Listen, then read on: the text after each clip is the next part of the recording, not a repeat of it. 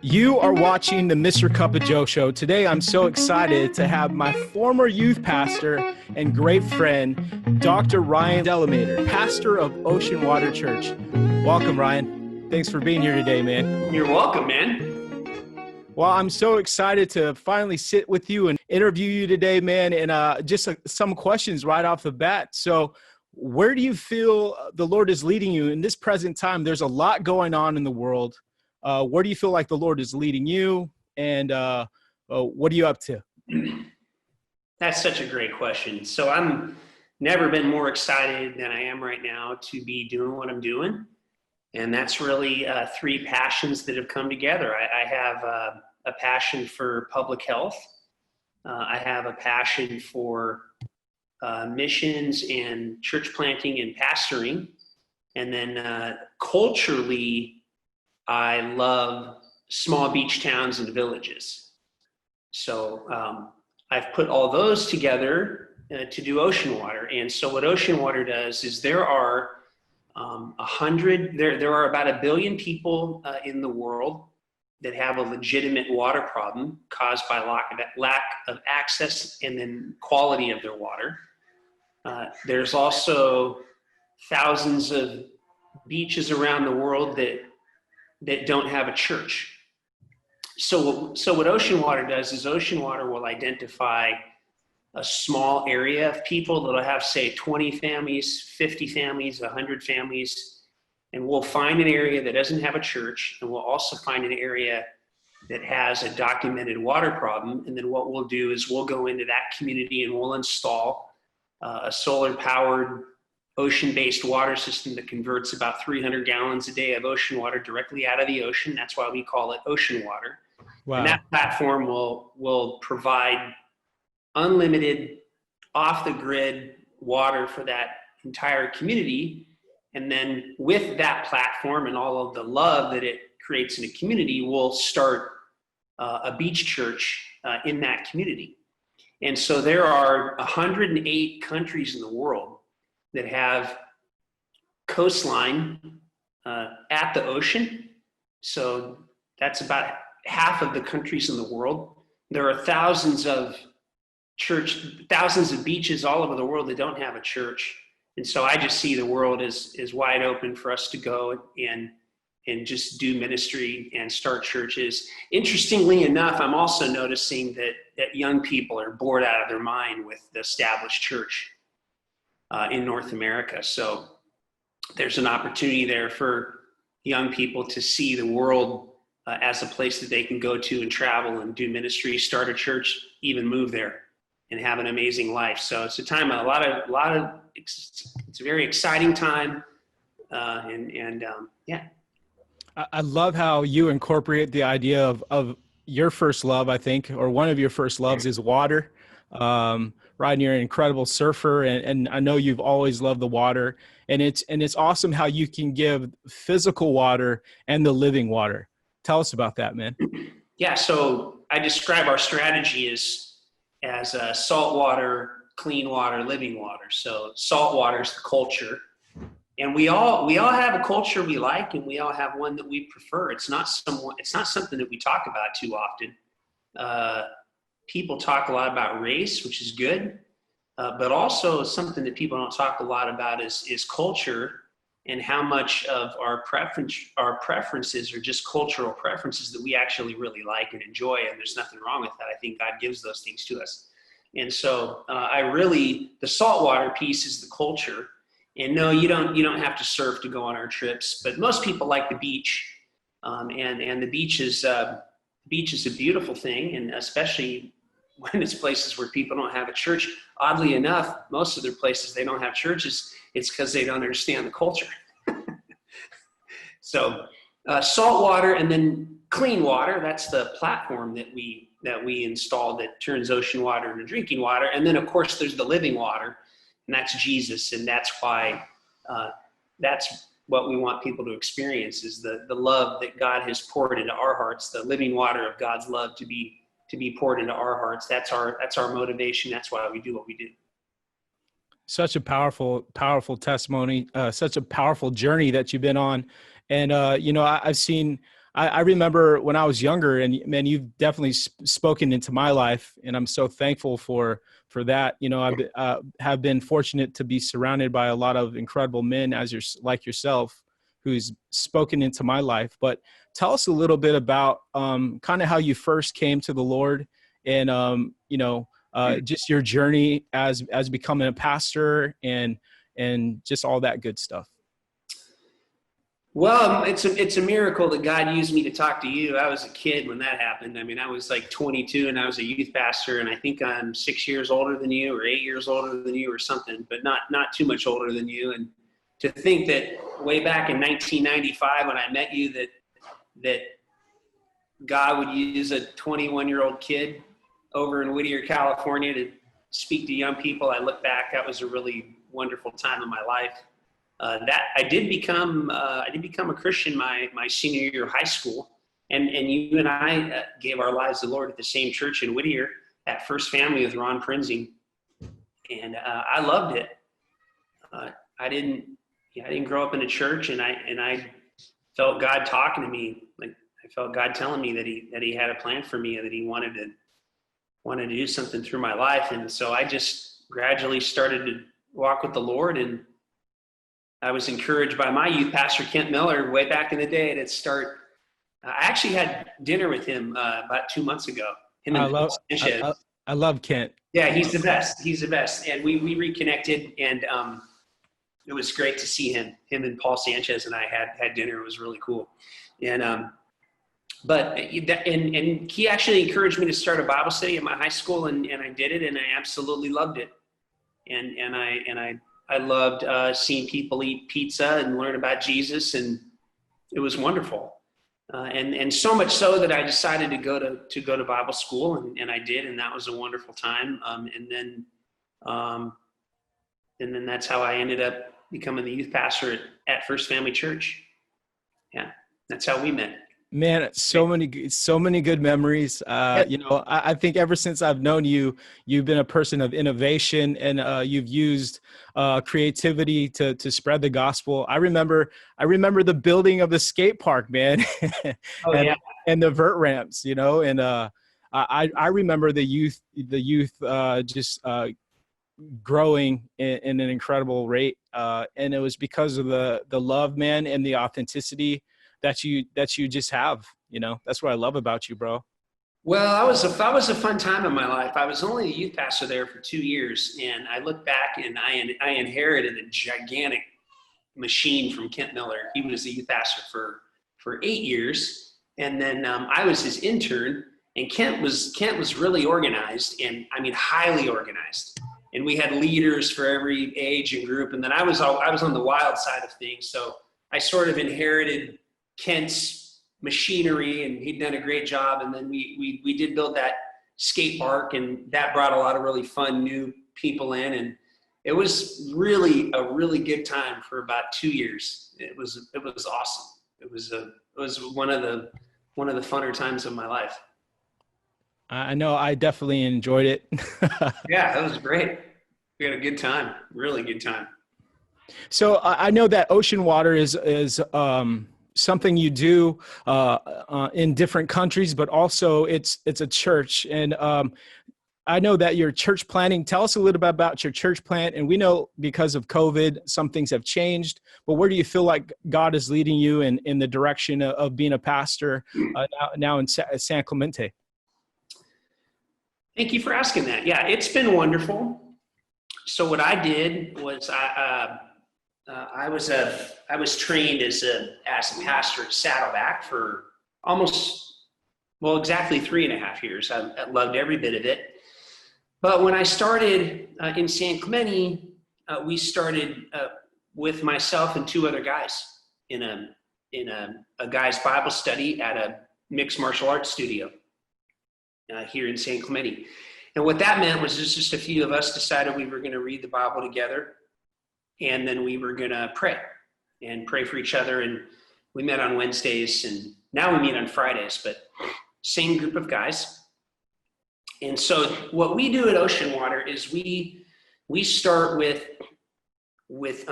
leading yourself. First, we teach people how to lead themselves And that means that you read your Bible every day, and pray. And then, and be obedient to that. And then second thing that we teach them to do is to lead where they live. And so what that means is we teach guys to read the Bible, but then wherever they live, they make food for everyone there, and then they watch the ocean water message, and then they pray for everyone there. And then after you learn to lead yourself, and then after you learn to lead where you live, then we train people to begin to lead their neighbors. So they'll go out and begin to invite their neighbors over to where they live for the meal and to watch the message and to pray and to read the Bible every day. Then we teach people to begin to lead in the community. And that is where we have people identify like a coffee place in their town where they will begin to meet once a month. And so what that does is that begins to do some outreach into the community. So we do taco church, and we'll have tacos, and like next month in San Clemente, once the restrictions are lifted, we'll have tacos that serve coffee, and the next door is bonsai bowls, and we're going to do our kids ministry of bonsai bowls. All the kids are going to get bonsai bowls. We call our kids ministry Little Sharks, and all the little sharks are going to get bonsai bowls. That's awesome. And so we just, and our once a month church, as we start to lead in the community, our once a month church is a gathering of all these people that we've taught to lead in their home and begin to lead their neighbors. So good. And then after you lead yourself, after you lead where you live, after you lead in your, lead some of your neighbors, after you lead in the community, then you can lead in the world. And that's when we take people from our monthly gatherings, we begin to train them, and then they actually raise money, and they get on an airplane and they go to another part of the world where they install a water system, help start a beach church, and they teach everything that they've learned to that group so that it's self-propagating. Wow. So that's kind of that's what we're working on, and what we're really excited about. And yeah, it's fun. Man, that's so awesome. And, I'm just excited to see all this come about. I didn't know much, but, I've learned a lot from you.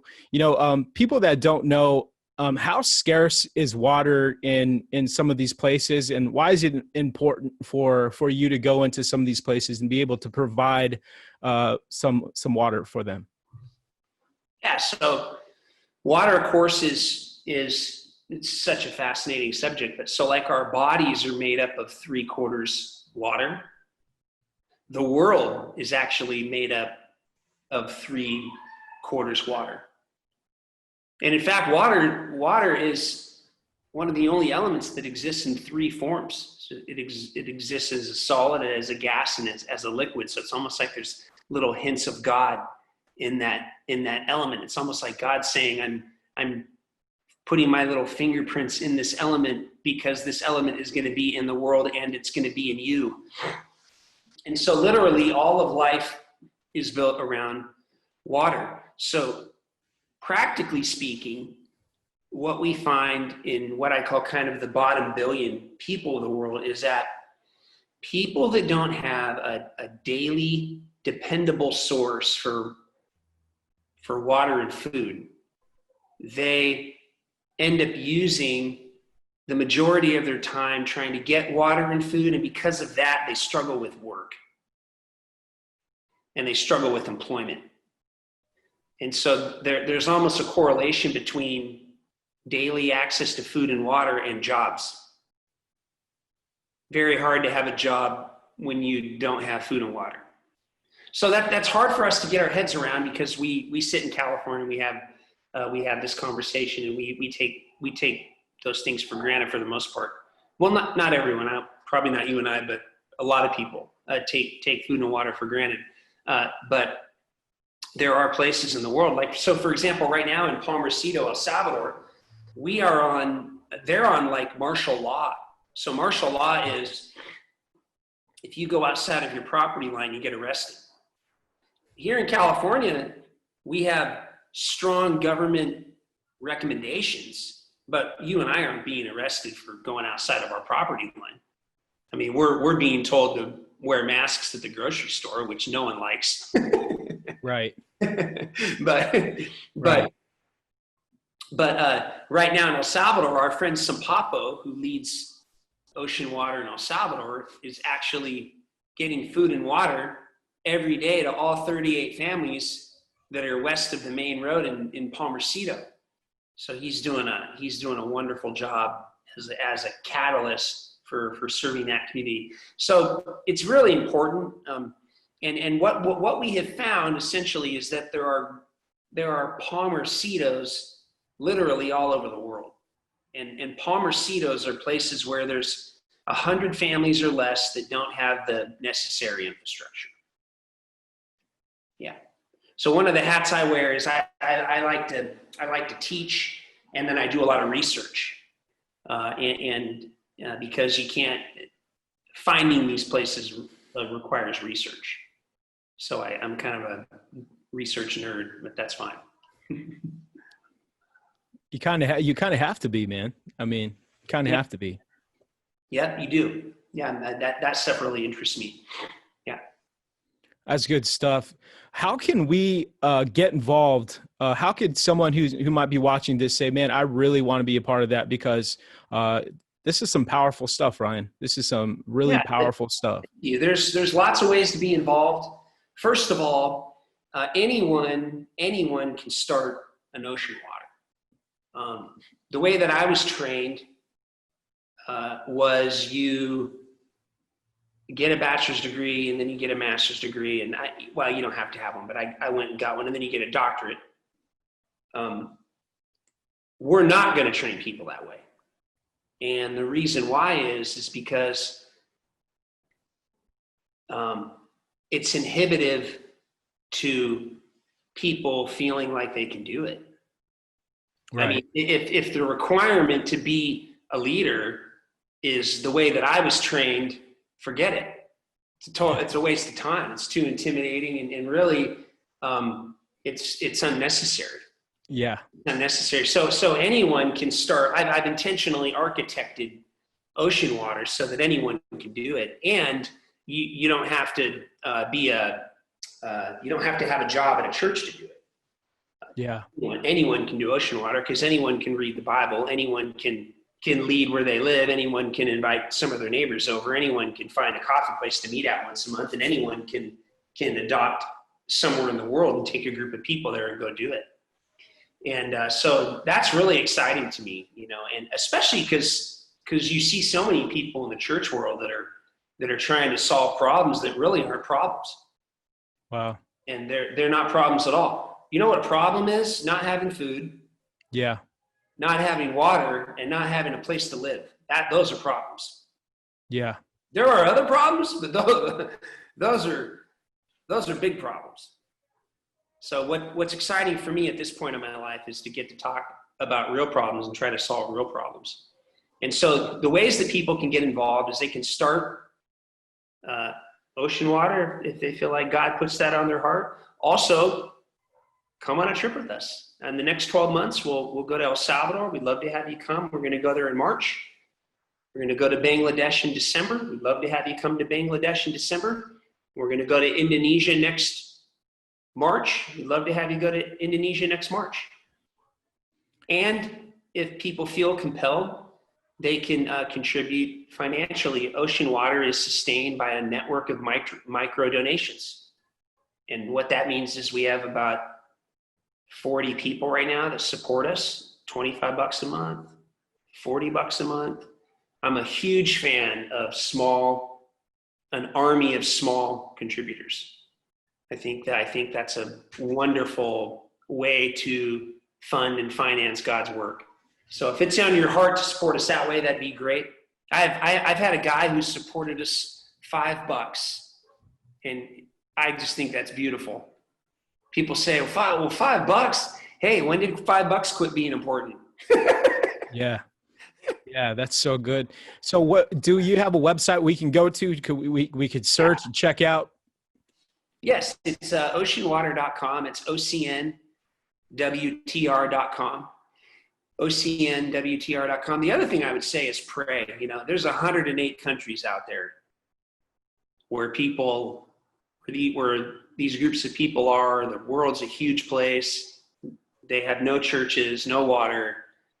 You know, the world's waiting. And one of the reasons why I'm so committed to having these conversations is because that's how God's always worked in my life. God's always worked in my life through conversations. So good. So that's one of the reasons why I'm so committed to it, because I believe that God works through one conversation at a time. That's so good, man. That's so good. Man, I'm so excited to see what God is doing and just to see what's going on in El Salvador. Is there any other places you feel like the Lord is leading you, and any other ideas that are happening behind the scenes maybe you could share with us?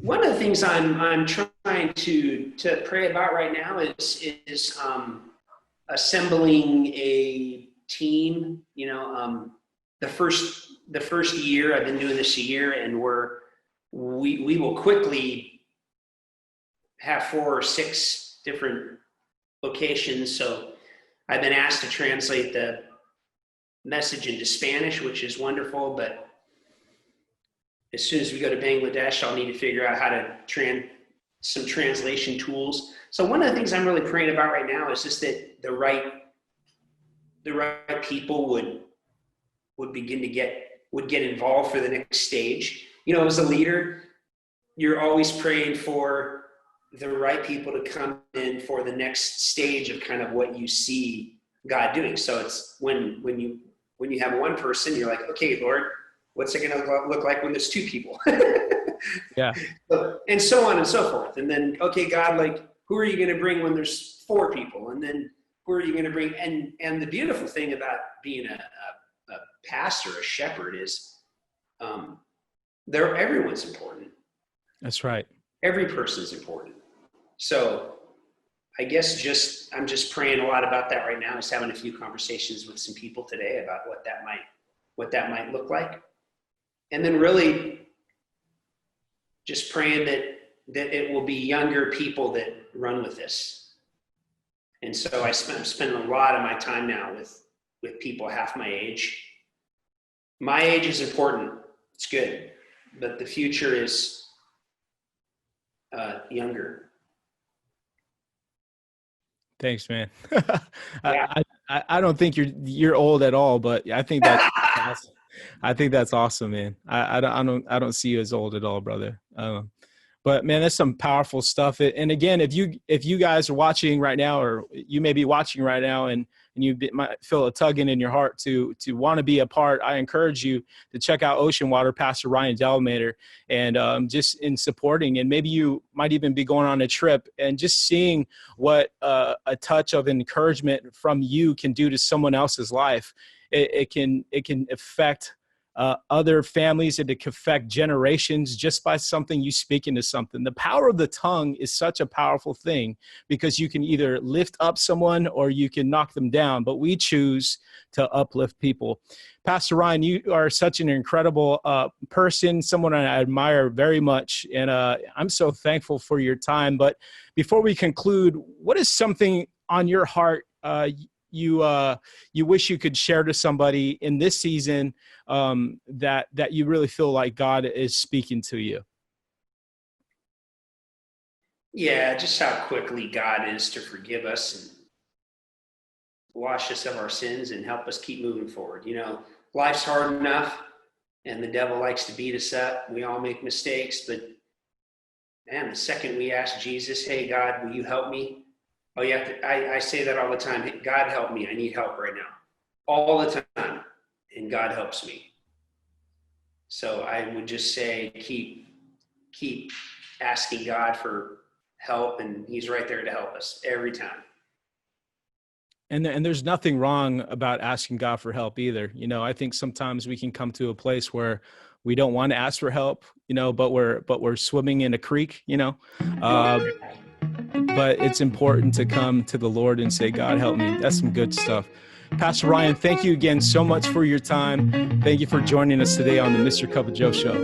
Yeah, I love you, Joe. Yeah. Thanks for watching the Mr. Cup of Joe Show. Hope to see you next time. God bless you.